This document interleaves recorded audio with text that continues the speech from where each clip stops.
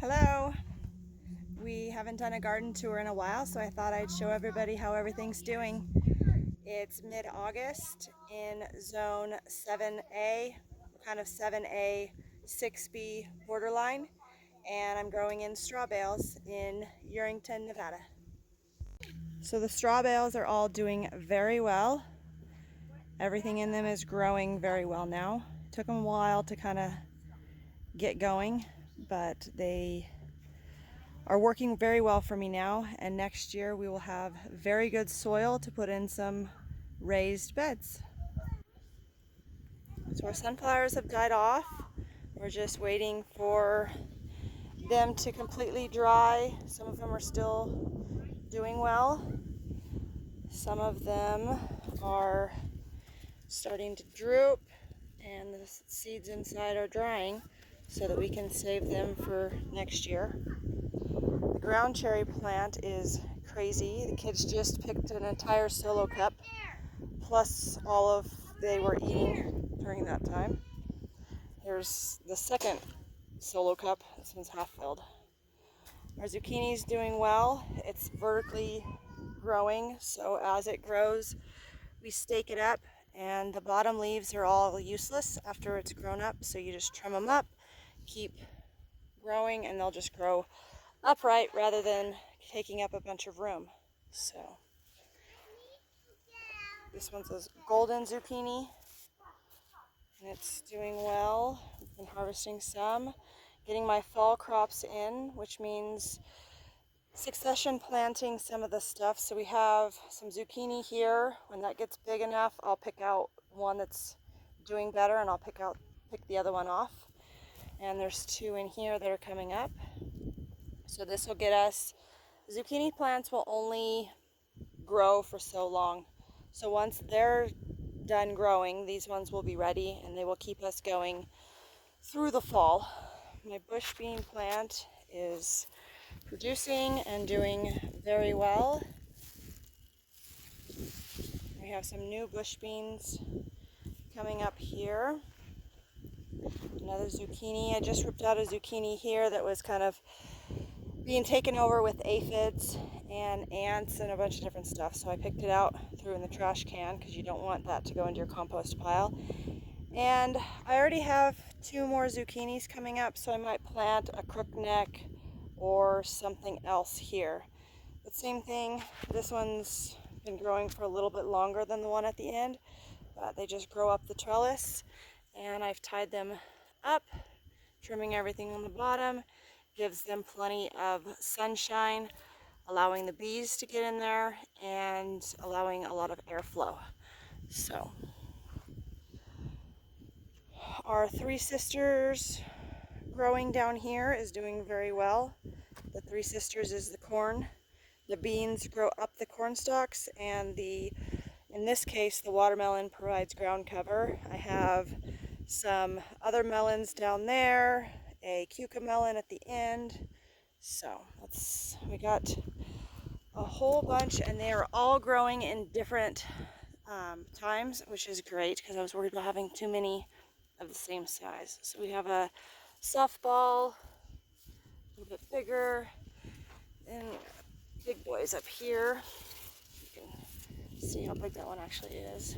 So you'll look at this tendril here. Let's see if I can get it on this one here. And when it turns brown, that means the watermelon is ready. Along with the underside, the whiting will start to turn yellow. We have a couple more back there. There's another very large one here. Another one right there. There's at least a dozen in here. And then our corn, the kids have been eating a couple corns here and there. But the corn is growing, and the beans are growing up the corn. In fact, I planted these beans on dwarf corn, not really paying attention. Now my beans are growing past my corn, so I might need to trellis them up a little bit more. Here I have some melons that I had gotten saved seeds from the farmer's market. There's a couple more on this side. And the beans down here are growing, and the kids harvest them almost as fast as they can find them. And they actually like the green beans right out of the garden. The cucamelon, slow growing, but it's doing okay. Some more corn. This watermelon plant just right here has 1, 2, 3, 4. There's another couple on that side. Another one down there. We have plenty of watermelon. Have another watermelon down here. All my peppers are in pots at the end, because at the end of the year this garden will be completely taken out. We'll pile all the straw, and inside the straw it is completely composted. So it'll turn into really good mulch, really good dirt. So it'll all get piled up. We'll put in our raised beds and then we'll fill them. So the peppers grow year after year. So I put them in pots so that we can keep saving them. And I'll show you, I just put a whole cutting into my greenhouse to be dehydrated. If I close up my greenhouse in the summertime, I can get it to about 130, 140 degrees, and that's what I set my dehydrator at. So rather than running power, I just close my greenhouse, which is great. My tomatoes are doing really well. And a basil planted underneath of them all. This here, I'm not totally sure what it is. I think it's an acorn squash. I don't remember. When it gets a little bigger, I'll be able to tell. But for some reason, the label is either buried or got taken out. But I'm pretty sure it's an acorn squash. A couple other things up here doing good. This right here is a spaghetti squash. I don't know if there's anything on it. Oh, yep, we got a spaghetti squash. And then my pole beans are growing up here. We're up there all the way. This is actually one plant. It's a Christmas bean, and it is huge, but it is just one root. So it's doing really well. These guys were just planted a couple weeks ago, and I'll get some more trellising for them. We have tomatillos and lavender. The tomatillos are doing really well. Starting to get some size on them. These are some Japanese eggplants, and I'm just waiting for them to get a little bit shiny, and then we'll pick them. They just grow in a little bit different shape. There's a whole bunch of them on there. This one has got a couple, but it's not doing as well. Anyways, so that looks like everything. So this is the bed inside my yard. We have some zinnias planted. This is where I had my garlic earlier in the year. We have beets coming up, and we have some carrots in here. Getting a little bit of the fall garden going. So we've planted beets and carrots. We have some green onions I still am harvesting in here. I have planted kale for my fall harvest all in here. And kale actually will handle the warmth pretty well. So even though we'll still have some hot days, it should do pretty good in here. And then a little flowers in between for some color. So here inside my greenhouse, I have it closed up.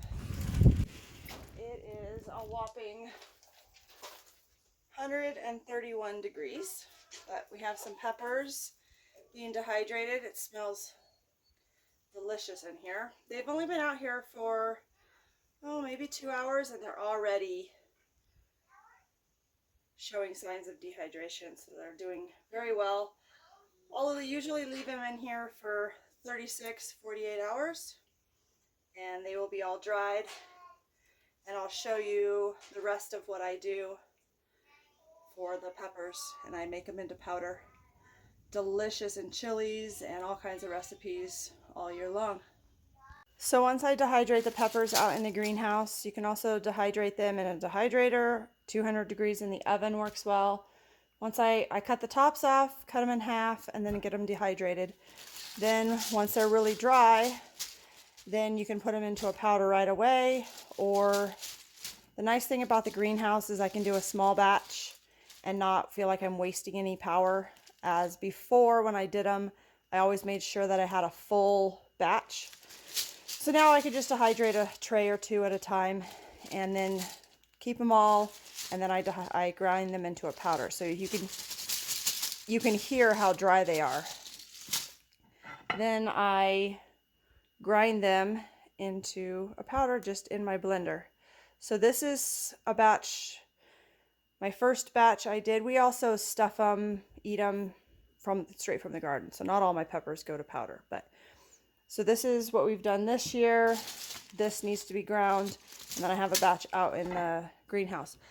2 years ago, before we moved, I had been doing that, and this is still the powder. This was full. This is still powder that I'm using from 2019. But also, I dehydrated these peppers before we moved, and I have never ground them. They are still totally fine because they're dried in here, and they'll just stay until I do something with them. But I need to grind these and do powder, and then I'll probably, package them up and save them and gift them and do stuff like that. All right, well, thank you for hanging out with me and doing the garden tour, and we will post another one and keep you updated soon.